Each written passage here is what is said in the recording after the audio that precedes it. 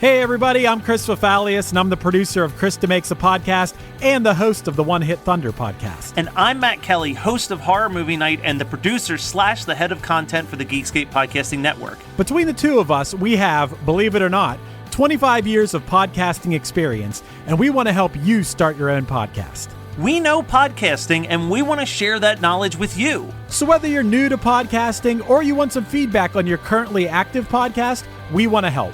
Or perhaps you're just overwhelmed with all of the editing work. Well, we can help you with that also. You can contact us at info@weknowpodcasting.com for more information. We're excited to help your podcasting dreams become a reality.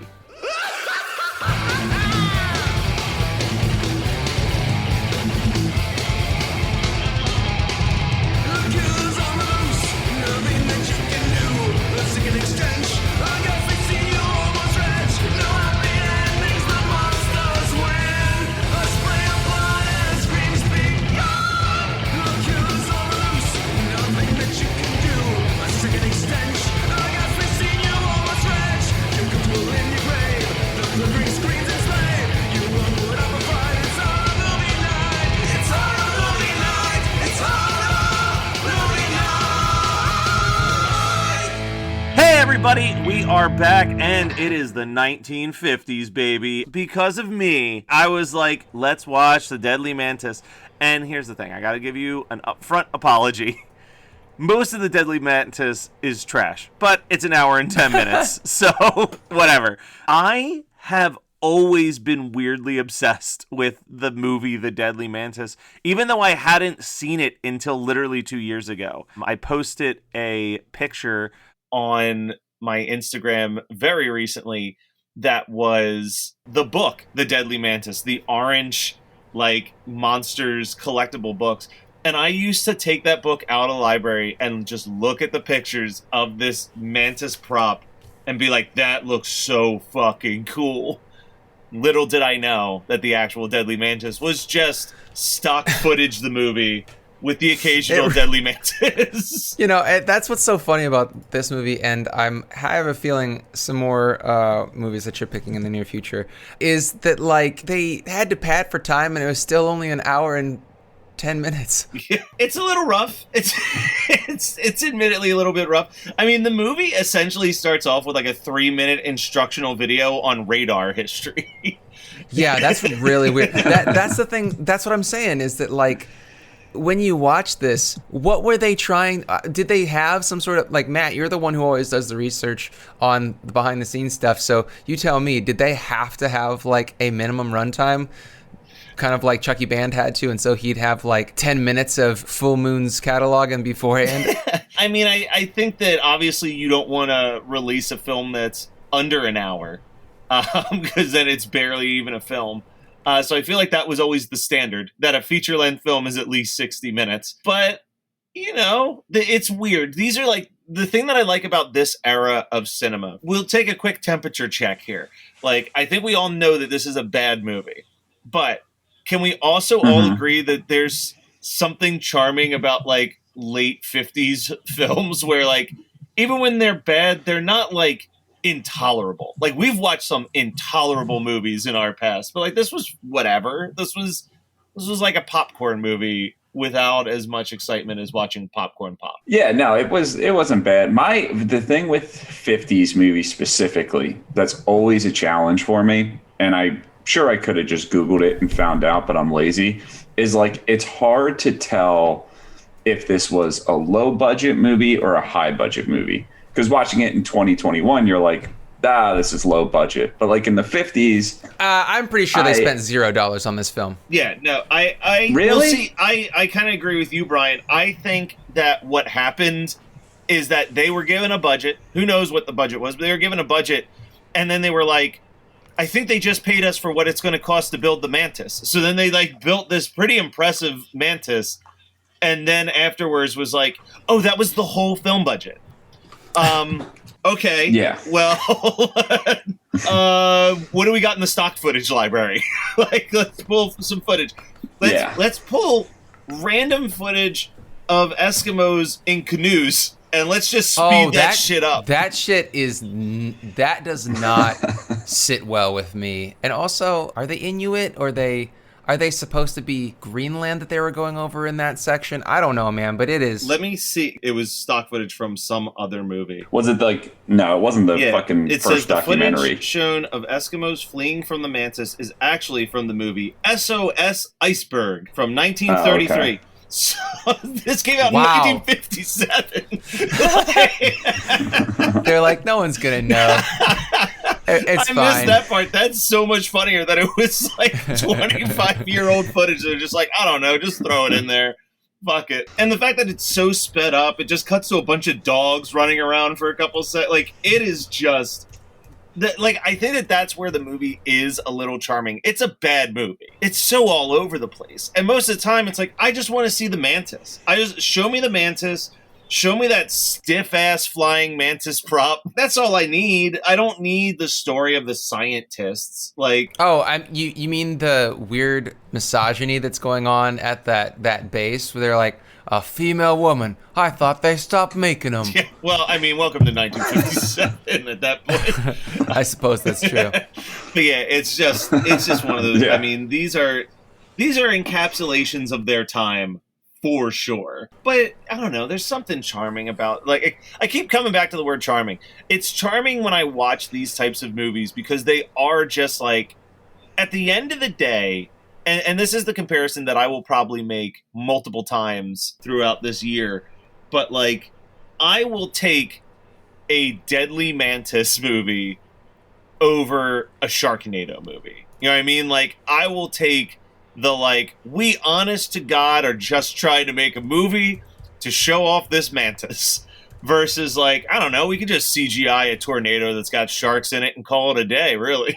There's some roast to that statement, for both me and you. And the weird thing is, it's not even like it's roast in it because it's like, this is what we watched as our childhood. Recently. Yeah, it was just more like, hey, this reminds me of the drive-in diner at Disney. Yeah, I love Disney. For sure. I'll watch this that's movie. exactly what it is. Well, that's because the story with this one is, like I said, I used to read that book all the time and look at the pictures. Oh my God. Psychologically, we just figured out something. But this is the origin story of Matt's obsession with big animal movies. Was as a kid reading the Deadly Mantis book over and over and over again and being like, this looks so cool. It's a mantis, but it's giant.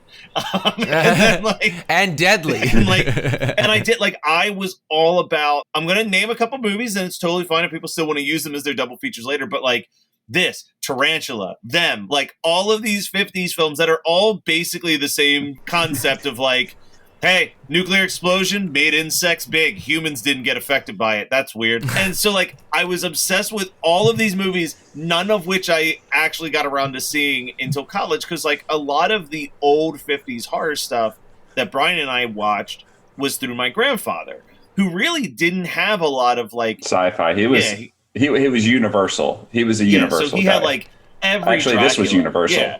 Well, he was the main monster stuff. He was all the Dracula movies, all the Frankenstein movies, all the Wolfman movies. He even had a couple Hammer Wolfman movies, I realize now in retrospect, like Fury of the Werewolf and stuff. Yeah, he had a few. I thought he had a lot more, and then when I was looking at it, it was just that Universal recast it a lot. Yeah.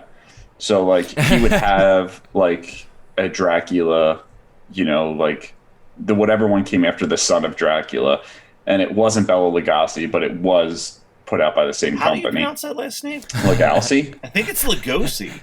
It is Lugosi. I don't know. It's funny when a Kelly roasts a Kelly about. Isn't he German?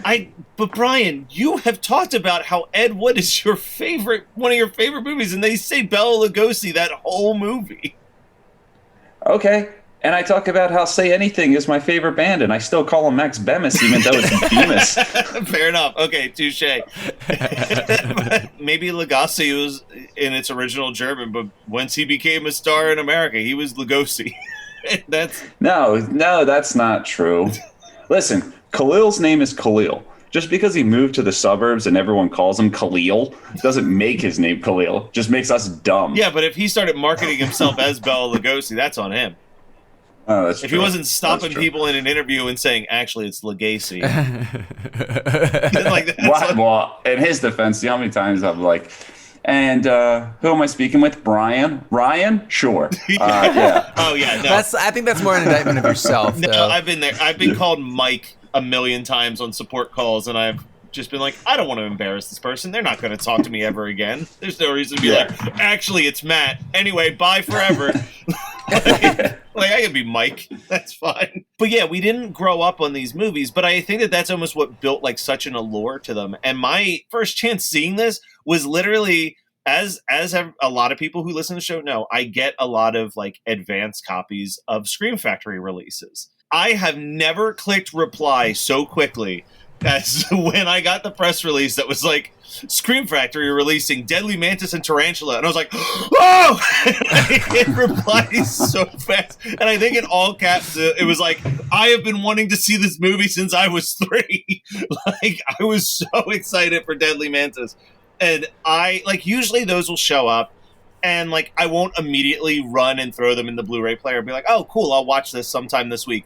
Oh, I got to that Blu-ray player real fucking fast to pop in Deadly Mantis. Like, it was like a kid getting candy after going out for Halloween, where you're just like, I just want to look at the haul. I want to see what's in there. I'm going to eat all the best pieces. That was me watching Deadly Mantis. You saved some guy's job for 1 month. Oh, for like, sure. you just bought him an additional month. Like, he was like, see, Steve, you told me it would be a waste of money to print this Blu-ray, but look at all the fan mail we're getting.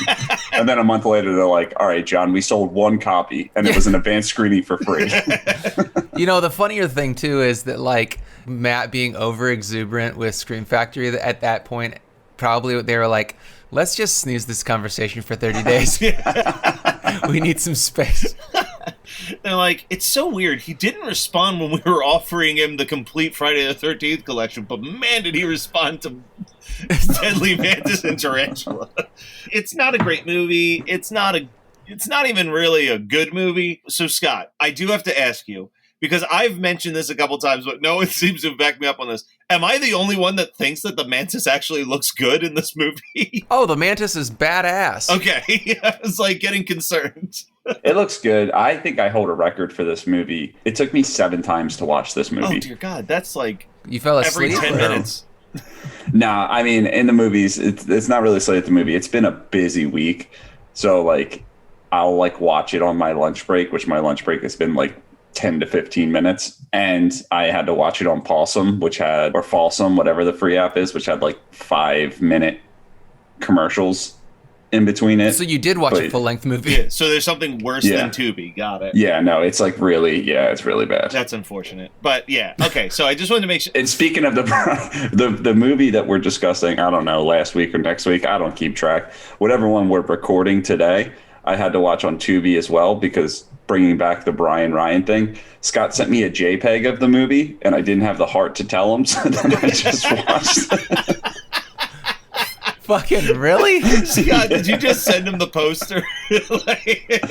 No, I think it's something sent weird. Oh, Yeah, okay. something so weird. No, I'll have to look. Oh, I remember when that happened. I was like, wow, that transferred really fast. Oh, that's so funny. There's one thing that we gotta talk about in this film. It's how bad the kissing is. Oh. Like the worst goddamn kisses I've seen in weeks. 50s had some bad stage kissing for sure. Yeah. I mean, do you know about like the weird MPAA, or I guess this was Haze Code, the Haze Code kissing rule? No, I don't know about this. Okay, so Brian, you can back me up on this a little bit, because I think you know this probably even better than I do. But obviously the Haze Code was this very, very, very strict rule about filmmaking, where it was like the villain always has to die. You know, women who are, you know, this type of characteristic can't get the man at the end. Like if they're overly sexualized, they can't get the man at the end. They have to, you know, be alone. Like stuff like just very strict moral code stuff. And one of the things was that a kiss couldn't last more than like 3 to 5 seconds. And if it went longer than that, it had to get cut. So one of the things that, like, it's an Alfred Hitchcock story, but one of his movies, to get around that, he would, instead of having one long romantic kiss, they would kiss for 5 seconds, have a little bit of dialogue, kiss again for 5 seconds, have a little bit more dialogue, kiss again. Like, so he was just like, I want this to feel romantic, and nothing feels romantic if you're only doing a quick 3-second kiss, but multiple kisses feels even more romantic than one long kiss. You know, that makes a lot of sense. Like, I've seen a lot of 40s movies and 50s movies, but probably more along the lines of like the 40s when this, like, where this is coming to mind. But like, they'll kiss for like maybe 2 seconds, and then they'll talk, and then they're like in the throes of passion, and they'll kiss and then talk. I never really thought about that. I just thought that was like a screenwriting quirk that they had back then, but that's kind of mind-blowing. I love that information. Yeah, Thank you. That's very creative on that. Yeah, that was. I actually thought it had something to do with the regulations. I was watching like one of the Christmas carols many years ago, and when they went to kiss, it didn't show it. There was just like the guy was holding presents and they kissed behind presents. I'm like, that's weird. They weren't allowed to kiss. And then I looked it up. They're brother and sister. Oh, so yeah, that would do it. I mean, that's where you have like even the stuff like a movie like Casablanca. It's like when they kiss and it's a big romantic kiss, it fades out. You know what I mean? Like they really were so strict on this time limit. And that's just stuff I learned from watching a lot of weird documentaries about that era of filmmaking. The fact that you didn't bring this up when we did Fade to Black really disappoints me. Well, I mean, it wasn't as important in Fade to Black. No one brought up the weird kissing back then. Yeah, they just brought up the weird masturbation. Well, I mean, there was no Haze Codes about masturbation. You could go crazy there. Well, times have not changed. I do have to say another thing about it. Back to the kissing scenes in this, because it's really my big takeaway from the movie. Because I've seen all the scenes with the Mantis like separately. This was my first full watch of the movie. But the funniest thing about it is like at the end when the Mantis is vanquished and the photographer woman is supposed to go up and take a picture, then the scientist or whatever like whips her off of her feet, whisks her off of her feet, and is kissing her, and she says, "Put me down." I said, "Put me down," and then he puts her down. And in my mind, like the best way to save yourself from the embarrassment of being, the guy in that situation is be like, okay, well, you're not that good of a kisser anyway. Like, no, I will not make out with you. But yeah, and then you did bring up the tunnel scene. Tunnel scene's a great little ending set piece, a tunnel that does not exist in New York, the Manhattan Tunnel. Even, following all the way into the 90s, we still know the rule that the monster isn't truly dead. This couldn't have been the first time, right? Oh, no, and it certainly won't be the last time, where the claw just starts to raise, like, oh, shit! And they just start opening fire on it again. It's like, okay, now it's really dead. It's a goofy little film from 1957, and I'm glad that I picked it, and I want to know what are your double features, but I'll go first because I picked this one. I'm going to double feature this, actually not with another big animal movie, but the 50s Blob movie. This just felt like it would have fit in perfectly if you were sitting at a drive-thru, and then right after this you hear the sweet sounds of the Blob theme song, and you're like, oh boy, here we go. It's the Blob.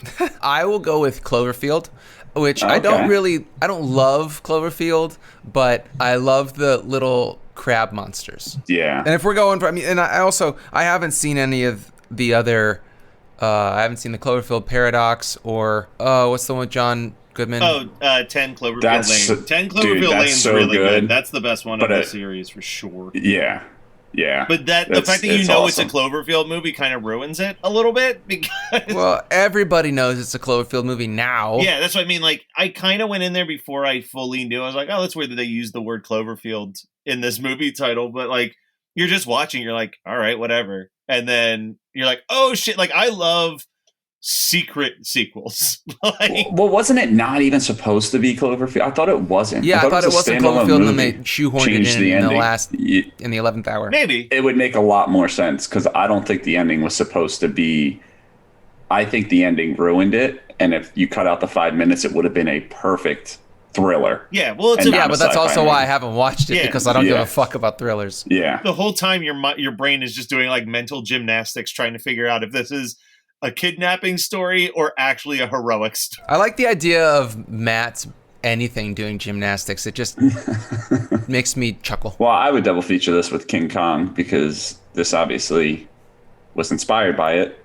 If you take the Empire State Building and the Washington Monument, put them side by side, King Kong is better. Yeah. So King Kong is, and I'm pretty sure that they like straight up pulled some audio clips from like King Kong. Like I feel like there's like a King Kong scream in this movie. Yeah. So when this was released in 1957, it was the B film in the double feature drive-in with a spy movie called The Girl in the Kremlin. In the Gremlin? Oh, would have been cooler. It's starring Zaza Gabor. Just a James Dean looking gizmo. Yeah, so we what's happening here, what I'm learning is that we put way more effort into good double features that makes sense on our movie night than they actually did in the 50s. Yeah, because Matt, no one's getting a handy listen to our podcast. You don't know that. Speak for yourself. Listeners, hmmpodcast@gmail.com. If you've gotten a handy while listening to our podcast, I'd like to know. All right, so what is something... Listen, time to kink shame you. So what is something that you've watched or listened to or read that you want to talk about? I already spoiled this for Scott's wife this week, but I finally watched Newsies this week, and boy, She was livid. that I watched Newsies? That you No, that haven't it took seen you it. this long. Oh, gotcha. I was like, she seemed really excited that I liked it. But yeah, I finally watched Newsies. Good film. And then I also followed it up by watching the 2017 Broadway performance of Newsies that was also in Disney Plus, which was also really good. I am a Newsies fan. He's a Newsies fan. Yes. All right, but that's it. Yeah. I still, one of the great disappointments of my marriage, not on my side, but on Megan's, besides the fact that she married me, is the fact that when the Newsies musical came to Cleveland, I didn't try and buy tickets like the day they became available, and it sold out within like a day. So she didn't get to see Newsies. At least we got to see Hamilton. Yeah, I think that that's a win. So I want to talk about Saint Maud, because I got to see Saint Maud. Which, everybody's been waiting for it. It was supposed to be out last year. It's the new A24 movie. It's good. I mean, I like it. It's for a slow burn, as their stuff typically is. The pacing's great. I'm not really a slow burn guy, but I really liked the pacing of it. I was not disappointed so much.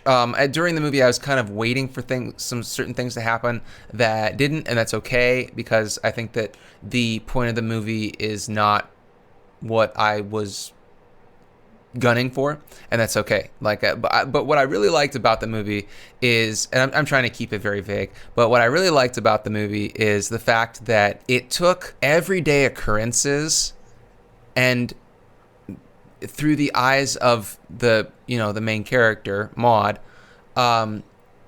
it gives them a supernatural tinge.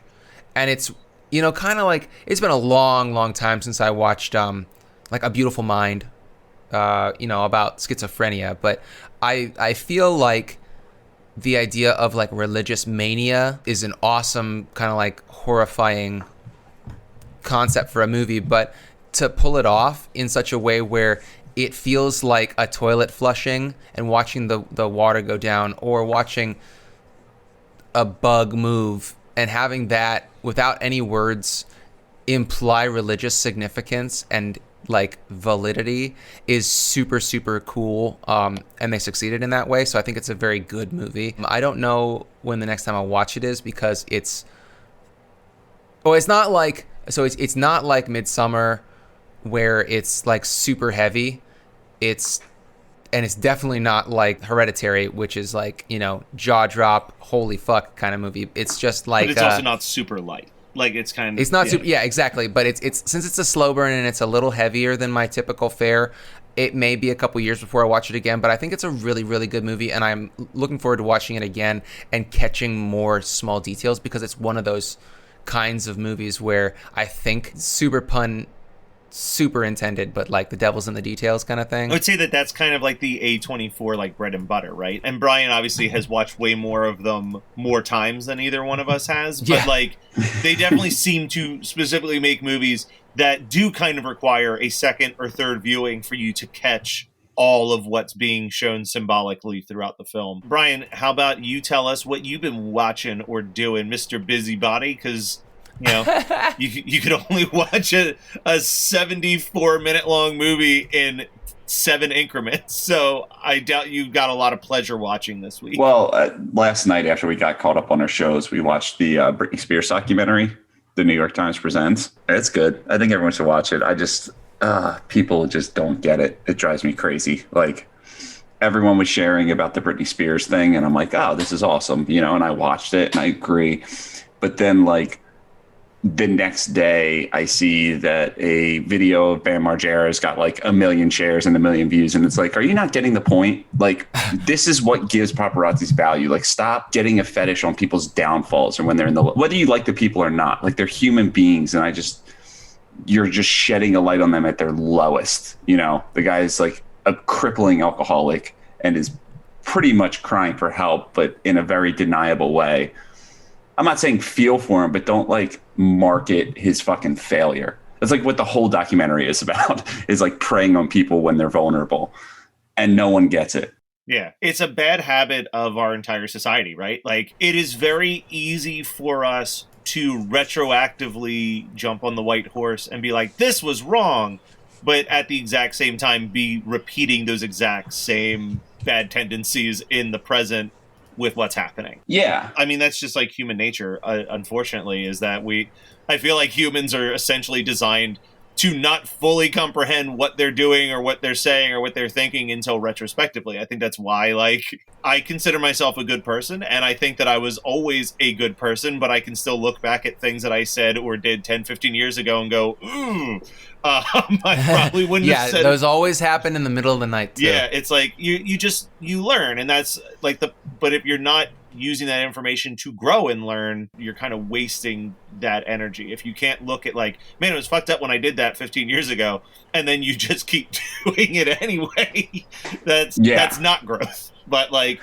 being able to say, oh, that was fucked up, and like making an actual honest to goodness change in your life to not continue to do those fucked up habits is a good thing. Yeah, because like there's so many. I mean, I look back at what I knew of Britney Spears, and it was like she lost her mind. She shaved her head. She went ballistic, you know, on that car. And then you realize, like, okay, shaving her head, when she did that, it was like she was just so fed up and pretty much shaved her head to be like, listen, I'm not that fucking pop star anymore. Yeah. Like, I'm not going to be the person you want me to be. And then the umbrella to the car thing, they like show the footage of like she's trying to see her kids, and the paparazzi follows her to her ex-husband's house, to a gas station, to her ex-husband, and she keeps asking him to leave her alone. So then finally she took an umbrella out and beat the paparazzi's car with it, which is like justified.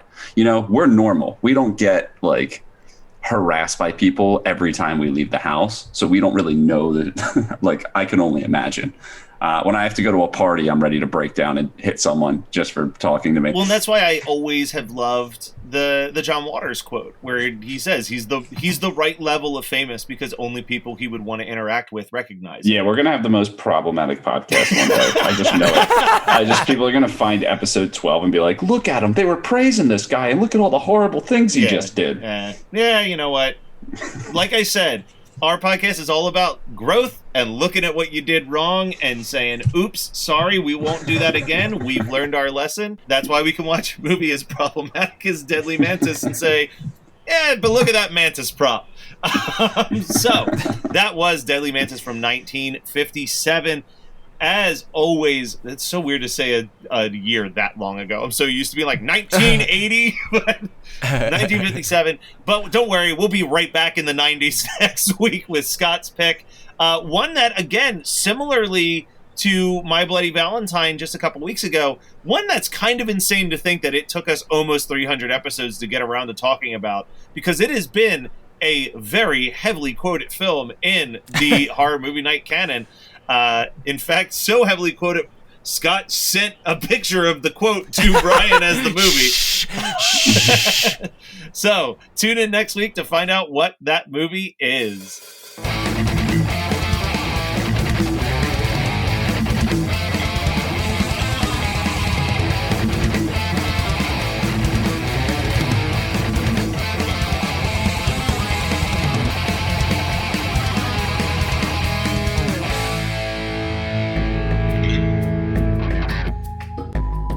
Piper, Patrick Lacey, S.E. Howard, Waylon Jordan, and Jeremy Herbert. 5 acclaimed authors of horror and dark fiction. Their twisted tales appeared in the acclaimed horror anthology Worst Laid Plans from Grindhouse Press. Now, their tales of vacation terror are coming to the big screen in a feature film adaptation from Genre Blast Films. 5 acclaimed genre filmmakers will bring these stories to life. Samantha Koyesnik, John Hale, Vanessa Yonto-Wright, Michael Escobedo, and Jeremy Herbert. Worst Laid Plans. Now crowdfunding on Indiegogo. This is one vacation you'll be dying to take.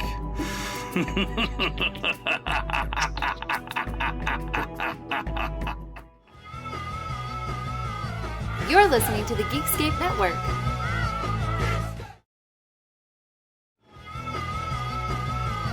You're listening to the Geekscape Network.